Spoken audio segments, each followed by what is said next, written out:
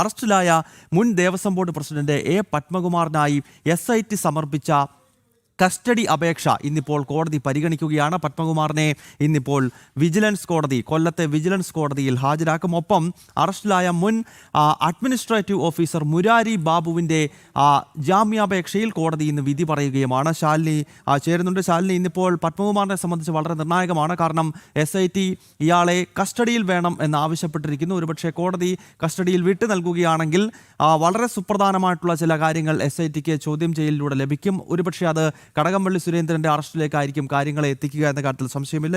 എപ്പോഴാണ് പത്മകുമാറിനെ കോടതിയിൽ ഇന്ന് ഹാജരാക്കുന്നത് ശാലിനി?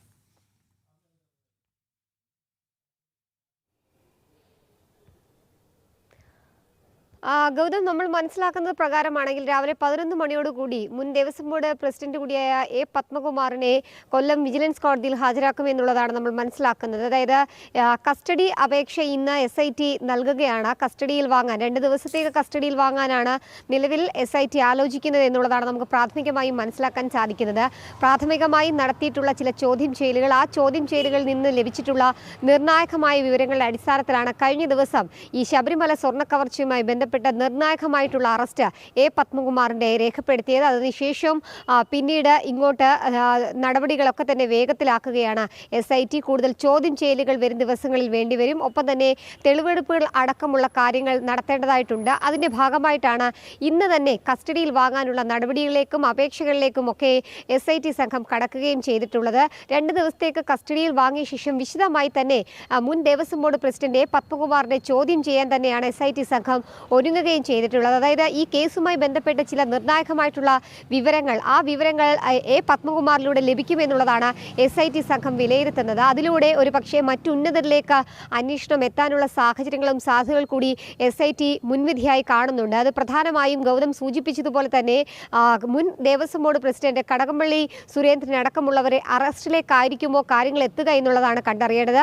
ഉണ്ണികൃഷ്ണൻ പോറ്റിയുമായി ബന്ധപ്പെട്ട് ഏറ്റവും അടുത്ത ബന്ധം സ്ഥാപിച്ചിരുന്നത് 2 വ്യക്തികൾ, ഒന്ന് കടകംപള്ളി സുരേന്ദ്രനും ഒപ്പം തന്നെ മറ്റൊന്ന് എ പത്മകുമാറും ഒക്കെയാണ്. ശബരിമലയിൽ നിന്ന് സ്വർണം കൊണ്ടുപോകാനും അവിടെ നിന്ന് മറ്റ് ഇടപെടലുകൾ നടത്താനും ഒക്കെ എപ്പോഴും അനുമതി നൽകിയത് എ പത്മകുമാറാണ്. കൂടാതെ തന്നെ പല ഘട്ടങ്ങളിൽ ഉണ്ണികൃഷ്ണൻ പോറ്റി വീട്ടിൽ വന്നടക്കം എ പത്മകുമാറിനെ കണ്ടിട്ടുണ്ട്. പല ഇടങ്ങളിലായി കൂടിക്കാഴ്ചകളും ഫോണിലൂടെയൊക്കെ ഇവരുടെ സംഭാഷണങ്ങളും അടക്കം നീണ്ടുപോയിട്ടുണ്ട് എന്നുള്ളത് SIT സ്ഥിരീകരിക്കുന്നുണ്ട്. ഇതിൻ്റെ ഡിജിറ്റൽ രേഖകളടക്കം SIT സംഘം ശേഖരിക്കുകയും ചെയ്തിട്ടുണ്ട്. ഈ ഘട്ടത്തിൽ കൂടിയാണ് കസ്റ്റഡിയിൽ വാങ്ങി കൂടുതൽ ചോദ്യം ചെയ്യാൻ ഇപ്പോൾ SITയുടെ സംഘം ഒരുങ്ങുന്നത്. അങ്ങനെയാണെങ്കിൽ എല്ലാവരെയും ഇരുത്തി ഒരുമിച്ചുള്ളൊരു ചോദ്യം ചെയ്യൽ അടക്കമുള്ള കാര്യങ്ങൾ SIT ആലോചിക്കുകയും ചെയ്യുന്നുണ്ട്. അങ്ങനെ വരികയാണെങ്കിൽ കൂടുതൽ നിർണായകമായിട്ടുള്ള അറസ്റ്റിലേക്കും നടപടികളിലേക്കും ഒക്കെ കടക്കാനുള്ള സാഹചര്യങ്ങൾ കൂടിയുണ്ട്. ഇപ്പോൾ കസ്റ്റഡിയിൽ വാങ്ങിയ ശേഷം വിശദമായി എ പത്മകുമാറിനെ ചോദ്യം ചെയ്തതിന് ശേഷം മാത്രമായിരിക്കും ചോദ്യം ചെയ്യൽ അടക്കമുള്ള കാര്യങ്ങൾക്ക് ഹാജരാകാൻ മുൻ ദേവസ്വം ബോർഡ് മന്ത്രി കൂടിയായിട്ടുള്ള കടകംപള്ളി സുരേന്ദ്രന് നോട്ടീസ് നൽകുക.